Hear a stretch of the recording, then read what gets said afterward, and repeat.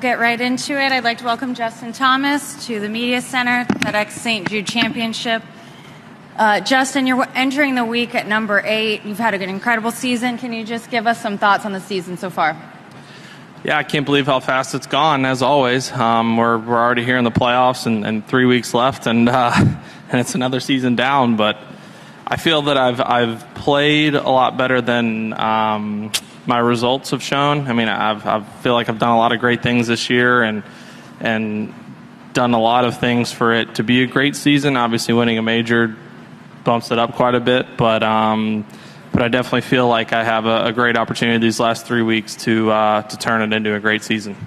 TPC Southwind is a course that you have won on. Obviously, it was a different tournament now, but give us some thoughts on the golf course and how it plays to your game. Yeah, I like this course. It's very similar to East Lake to me, where it's very right in front of you. It's super old school. You just got to put the ball in the fairway, and then if you do, you have some scoreable clubs into some greens to where you can take advantage and make a lot of birdies. And I mean, these greens are about as good as you can putt on. I mean, perfect Bermuda greens, and it's just a fun place to play. As long as you can, kind of tame the heat a little bit and keep it in the fairway, it should be a good week. Great. We'll go ahead and open it up to questions. Open it up for us. Sweet. Jason Sobel. Oh. Justin, how much were you following the hearing yesterday? How closely were you following it? And what are your thoughts afterwards? I wasn't following it that close. Not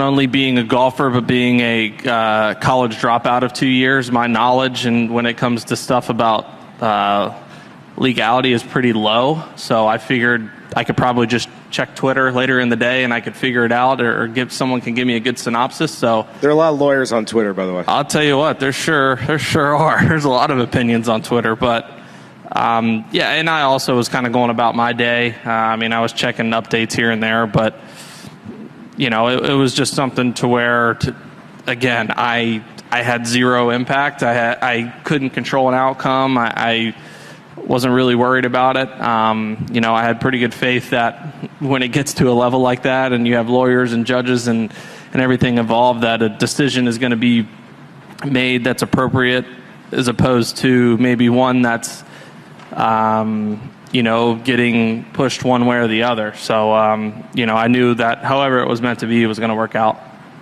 And your thoughts on the ruling itself?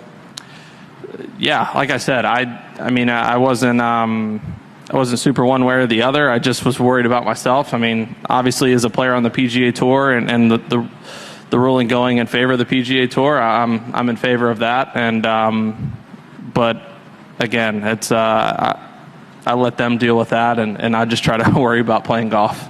Fergie? Just from a general sense, do you find this has been a distraction to you? Yes. Why?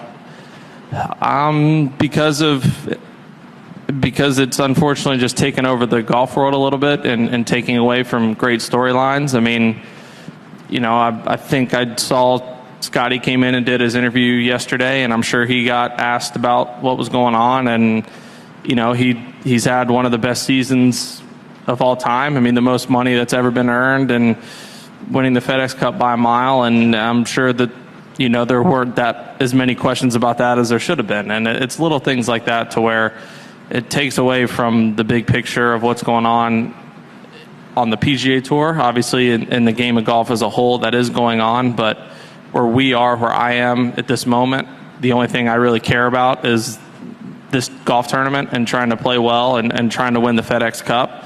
And to be honest, I just don't care about all that stuff that's going on. However it's going to happen is going to happen, and I may have an opinion here or there, but at the end of the day, like I said earlier, once it gets to this point, it's way out of my hands in terms of getting to lawyers and judges and things of that nature. So I just want to play golf and stop worrying about it. Two things before we let you go play golf again then. And generally the people asking the questions are the ones who are quote-unquote bringing it up. But I'm wondering how much either A, you find your guys talking about it too, or B, when you run across random people, friends, whatever, that aren't in the media, that it's like topic du jour. Yeah. That's French, by the way. Yeah. Again, didn't know that. It sounded like it. Yeah, and I definitely don't mean it in the sense of it's not like, oh, I come into a press conference and the media are the only people I get asked about. I mean, you go stand on the putting green and people are talking about it, whether it's caddies, players, like it just, you can't avoid it. I mean, a funny story is just a couple weeks ago, I had, some really close friends get married, and I was at the wedding and at the reception, and I was on the way to the bathroom and got stopped by someone, started talking to me, say he was a fan, it was great, and then bam, next thing you know, starts asking me questions about that, and my detour, instead of going to the restroom, went straight to the bar to get a drink because I'm like, I am not in the mood for this right now. So it's just little stuff like that, where you just would prefer not talk about it. And then lastly, at what point do you feel like this all became personal?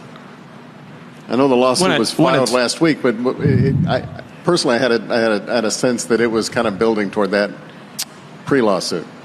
I mean, it was personal to me from the beginning, but I would say it's just getting more and more in depth. It's kind of like I said from the start. It's those guys were given an opportunity to go play, and just go play. You can have your cake, but you don't need to eat it too. And they got their fair share of a large amount of cake, and go eat it on your own means. You don't need to bring it onto our tour. And I think we keep it how it is, and we can continue to build an unbelievable product that's given a lot of us, like myself, a great platform to just keep improving it. All right, we'll go back here in the blue and then to Shane Ryan. Yeah, Justin, on a lighter note, the Pro-Am today, is that something that you enjoy at tournaments like this? And is that just kind of a nice way to get you settled in for the rest of the weekend? Yeah, it's I've met some very unique people, some really cool people. I mean, a lot of people in here know I played with Joe Ogilvy today, which I was not expecting. When I said hey to him, I thought he looked familiar, and I look at the scorecard and it said Joe Ogilvy, and I was like, I know, like, I've watched him before, and talking to him, he played on tour for 15 years. He's played this tournament a bunch, and obviously he's in the area. And, the guy Bill I played with today, he's chairman for AutoZone. I think my dad said he talked to him. He has 110,000 employees or 105,000 employees. So it's like little things like that to where, to him that probably doesn't seem like a big deal, but he probably thinks what I do is a big deal, and I think what he's doing is a huge deal, and I don't think, you know what I'm saying? So it's all in perspective, and you meet some very unique people that do some really cool things, and then again, it is also a chance for me to see the back nine today for the first time, and it still is a practice round. Shane Ryan. Back to the not fun questions. You talked about players having their cake and eating it too. Cam Smith was in here yesterday. Mm-hmm. People are reporting that he's going to live. It's not official, I guess, but it very much seems like he's going. He's also sticking around to play the playoffs before maybe he does that. And I was just curious if you have thoughts on that, if the players are having thoughts on that, because it does seem like a grabbing both pies type situation. If that were to happen, it would definitely appear that way. I mean, it's nothing hidden. I don't think it takes anybody on one side or the other, pro or against it, that would be the case if that happens. But at this point, I guess nothing's, at least what I've learned, is nothing is official until it's official. You hear so many names, so many rumors, so many things thrown out, and that's probably what's been the most annoying part to me, is just whether it's talking to the players themselves, hearing it from agents, hearing it from, again, all the people on Twitter that seem to know everything about everything. But until something is official, I'm just kind of waiting, if that makes sense. Back to Jason.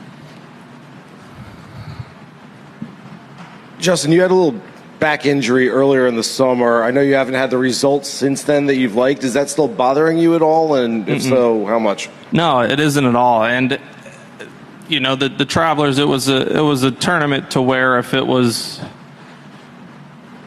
a different maybe time in the schedule, or if it wasn't going before a huge stretch. I mean, it was one I would have played through some pain 100%, but it was going to do nothing positive for me. And I've never been in a position where I've had to do something like that. I mean, I had my wrist injury a couple years ago, but I kind of knew going into those events after it happened that it wasn't, looking likely I was going to play. But, man, I just see so many people that push through things. And, I mean, I would like to think that I'm a pretty mentally tough person, and I can kind of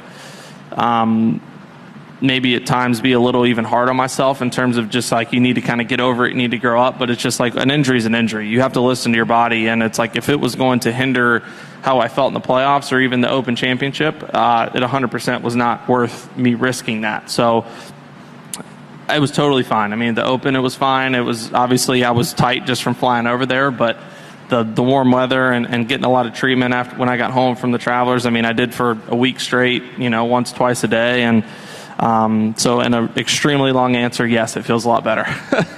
Sorry about that. All right. Any final questions? Sean Martin. Did you see the stamping on Tom Kim's wedges? I did, yeah. What was your reaction? I don't know. I mean, I was like, I don't know if I feel like I deserve like a cut of his win or what it is, but yeah, I don't know. Maybe I'll just like create a fake invoice. He's a rookie, I guess, now officially, so maybe I'll just create a little fake invoice and put it in his locker, as long as you guys don't ruin it for me. Does it make you feel old at all that younger players are now emulating you? I don't know. Is he like? I don't think he's really emulating me, is he? I don't know if it's. He said it was half and half. Half and half. I'll take that. Okay. I would prefer to look at it as more of an honor than old, but I appreciate you bringing that up. That yes, I am starting to become one of those guys. Thank you. All right, we'll leave it off with Fergie has one final question. Outside of winning, which is obvious, what's your objective for the next couple weeks? What do you need to do? What would you like to see happen for you? Forget the winning part too, because that's kind of obvious. What's that? I think like in terms of in my golf, or yeah, for me it's. I mean, these are 3 weeks. You need to putt well. You obviously winning and being a part of or to do that, you need to make some putts. You need to make those putts, whether it's to gain momentum or maintain momentum. But I've played the course next week once for the Palmer Cup. I don't remember it great, but I remember it some. But I do know this week, and I do know Eastlake, and you got to drive the ball well. So I feel like for me, if I can have 3 weeks of driving the ball well, and a really hot putter would be great. But even just kind of how I was putting, through that April, May time, I was really feel like putting well, and I just think if I can get those two things going pretty solidly, then we should have a really good chance. All right. Thank you for joining us. Good luck this week. You look confused. Thank you.